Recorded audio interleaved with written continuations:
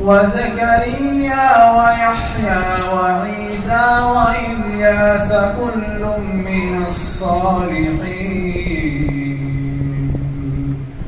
وإسماعيل واليسع ويونس ولوطا وكلا فضلنا على العالمين ومن آبائهم وذرياتهم وإخوانهم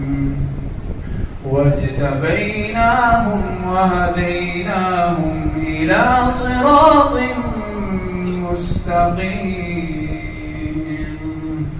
ذلك هدى الله يهدي به من يشاء من عباده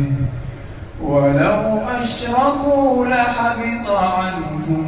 ما كانوا يعملون صدق الله العظيم.